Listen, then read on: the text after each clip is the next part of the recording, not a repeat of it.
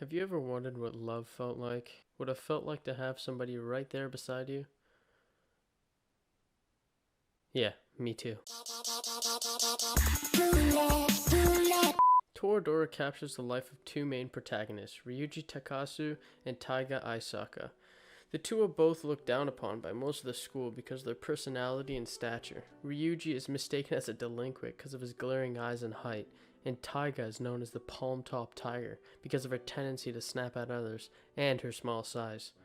What is she, like 4'7" or something? 4'8"? Jesus. As the episodes fly by, we get to know the true nature of the two. Ryuji, funny enough, is really into cleaning and house chores like sewing and cooking. He is also really kind and selfless, as he takes care of his mother and his friends. Taiga is also seen to be very clumsy and very shy around Kitamura, her crush.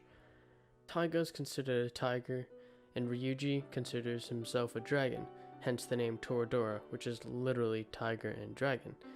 The two realize they are very compatible and learn to help each other out, but we'll talk about that later. As we know from the light novel and the anime, Ryuji is not rich in the slightest, and lives alone with his mom who works very late. This led Ryuji to learning to live on his own, which is why he is a great cook, and he learns to clean up after himself.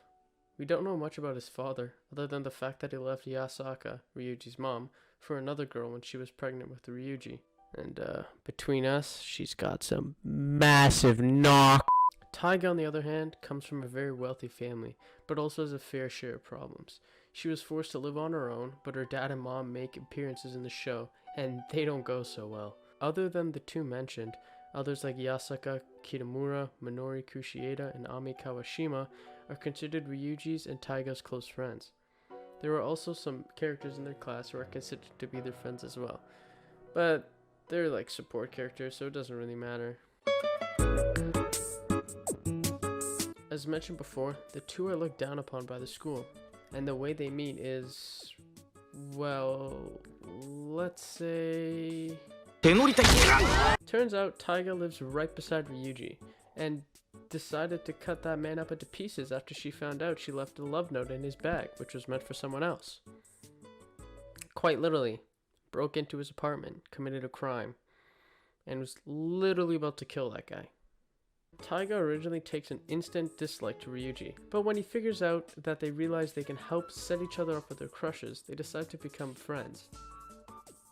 Well, Ryuji becomes her slave, basically. Through a bunch of hardships, the two become very close, and you already know what the hell is gonna happen! Whoa, too fast. Calm down there. Don't spoil it. The two try to set up romantic situations where the two would get together with their crush and fall in love, but they all kind of backfire and they get nowhere. Or do they? People around them notice they spend a lot of time together, leading up to rumors that they might be together. But that's eventually settled when Taiga slapped the living shit out of everybody. In the end, Taiga realizes that she actually does enjoy the time spent with Ryuji. Him cooking for her, cleaning for her, checking up on her for school, and then spending time at his house. Ami Kawashima eventually comes into the scene, and she seems like a nice, clumsy girl, but is actually a mean-spoiled brat. God, I hate her. Ami grows feelings for Ryuji, but Ryuji has his eyes set on Minori. After a Christmas dance is set up, Taiga turns out to be all alone at her place, but Ryuji is like, nah, simp time, and decides to go be with her to cheer her up. In probably one of the greatest scenes in anime, after Ryuji cheers Taiga up, Ryuji goes back to talk to Minori, but Taiga realizes she loves Ryuji and does not want him to go so they can be together. Minori sees Taiga crying and knows that they are meant to be together. Taiga gets Minori to talk to Ryuji and give the opportunity for Ryuji to confess his love, but she straight up denies Ryuji. But don't worry, boys, the show must go on. After many failed attempts to get with Kitamura, and probably the greatest fight scene between Taiga and Kono, Kitamura's crush, and many failed attempts to get with Minori, Taiga eventually confesses his love for Ryuji after an incident while skiing. Taiga does not want to live with herself knowing she confessed her love for Ryuji, but eventually they kiss. Again and again, they decide to live happily ever after. Why can't I live a life like this? This anime is honestly so good. It barely had any flaws, other than the fact that it's way too addicting. You can't even argue that the animation is bad, because it's able to capture You know what I'm getting at. With an overall rating of 8.3 on my anime list, this anime does not disappoint. It's not as boring as most romance comedies because the main characters show their weaknesses and insecurities, like Ami's double personality and Taiga's uncomfortable nervousness around Kitamura. I also like how unpredictable it was, and how every character had a different approach to every situation because of their personalities. And the outcome of every situation was never cliche. The ending was completely unexpected, and I was even taken aback when I heard Taiga had to leave after they literally confessed their love. The soundtrack was also very calming and very sentimental, which made most scenes memorable and added so much to the overall mood. Even the orange song at the end is top tier, one of my favorite anime soundtracks. Being a rom-com, you would think that the entire anime is just that, but it was quite the change. In the beginning, it was very comedic.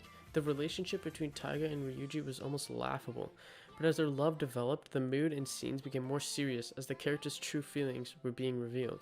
This made the anime that much better, because every episode got better and better as you went along. For example, I always saw Minrin as being really annoying, but in the end she sacrificed her love for Ryuji just to make Taiga happy. In my honest opinion, this has to be, hands down, my favorite anime. The mood, the music, the character development, the plot twist, and the overall love story is truly amazing. Although I kinda guessed Taiga and Ryuji would get together in like episode 4, but I'm not gonna give it a number because that is something that could be debated. But in terms of animes I've watched, which actually is quite a bit, this is definitely a 9.8 or 10 out of 10 for me. Well, this concludes the Toradora anime review. Hopefully you guys enjoyed it. I'll see you on the next time. Peace.